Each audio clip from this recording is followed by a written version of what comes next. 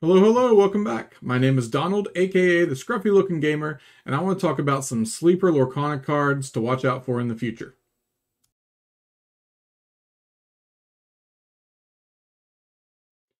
Alright, so I put together some cards that are not really impactful right now, but are cards that only get better with time. So the first one I want to talk about is Mickey, the Wayward Sorcerer.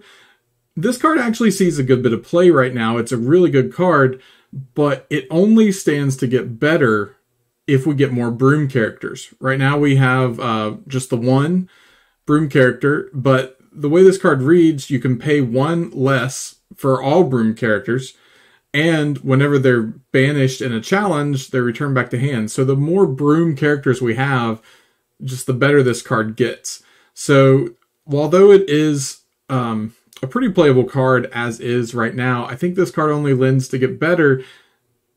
Granted, we get more brooms. I mean, we're going to get more brooms, right?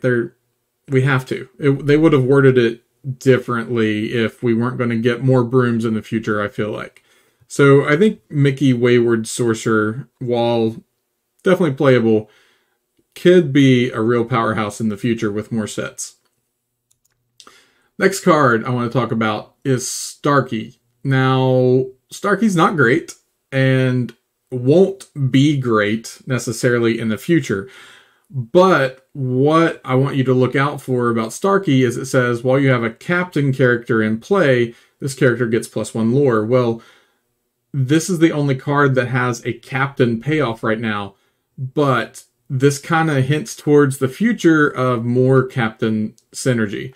So if we get more cards that care about having captains, there are a good bit of captains already, and some decent ones at that, but there are a lot of captains that we could still get printed in future sets, and a lot of captain payoffs that I think could come along. So the captain/pirate deck could be a real thing in the future. I mean, Pirates of the Caribbean, surely we've got to get a Captain Jack Sparrow at some point, right? And that card's just going to be great. It has to be. It's Captain Jack Sparrow. So I think Starkey kind of hints towards a future of some more captain synergy payoff to look forward to. The next card is kind of in a similar fashion. So Hades has a deck right now, and it's a good deck, the villain deck. It sees play, but for every Disney movie, there is a Disney villain. So there will definitely be more villains in the future. I mean, as long as we have a Disney princess, we're always going to have a Disney villain. That's just the way it works. So there are going to be more villains. There's going to be good villains printed. And Hades just gets better the better villains we have. He gets +1 lore for each other villain you have in play.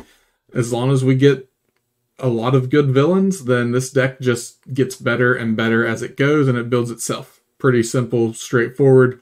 Packet full of villains, play Hades, win. That's the idea.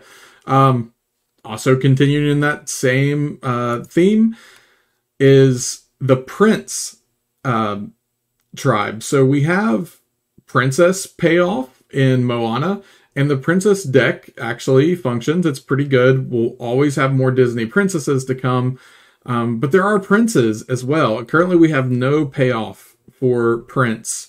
So I think that there will be a card similar to how we have the Moana payoff for princesses and a couple other payoffs for princess as well. We will have cards that care about having Prince in your deck. And there are, just like princesses, there's going to be a lot of princes that can be printed as well. So this is a deck that just builds itself once we start getting the Prince payoffs in the future. Now, the next 4 cards all are basically the same payoff that we're looking at.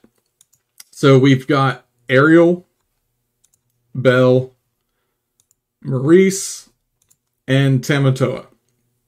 All 4 of these cards, all 4 in Sapphire, all care about items. And they do some awesome stuff. Ariel is one of the few characters that says when she is readied, she doesn't have the clause that says she can't quest again. So a lot of other cards that ready your characters specifically say they cannot quest for the rest of the turn.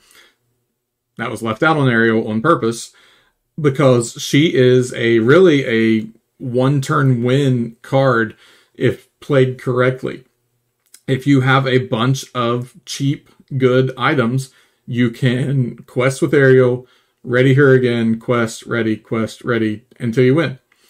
And I think it's ironic too also that in her flavor text, you want Thanobobs, I got 20. Well, 20 is what you need to win, 20 lore to win. It's a really good subtle flavor win right there when Ariel can win you the game single-handedly. So we've got Ariel, great payoff. Belle, whenever she quests, you can pay 1 less for the next item. That's awesome, reducing the cost, and she quests for 2, so that's really good. Maurice lets you pay even more, pay 2 less for the next item you play, and when you play an item, you can draw a card. I mean, Maurice is great. He costs 6, which isn't real great, but still, I mean, it's a powerful effect on Maurice. And then Tamatoa, he can win by himself as well, getting +1 lore for each item you have in play, plus returning ones that maybe got destroyed or had to discard. So all of this stuff works really well together, and I mean, this makes an awesome item deck. The problem is we don't have great items right now. So these pieces all exist and could really pair with any other color and do well, but the items just aren't there. We need 1 and 2 cost items that are powerful and make an impact to really make this deck work well. It works as it is. It is a deck. It plays okay, and it can win. But I think this deck is a real powerhouse contender in the future when we get another set full of items and we have more stuff to choose from, and probably more item payoff cards printed as well. While we did get a lot in this set, I mean, there's always going to be items, so that's something that they can always add to in the future. And I think the item deck is a real sleeper deck that will be potentially next set even will be a real strong deck.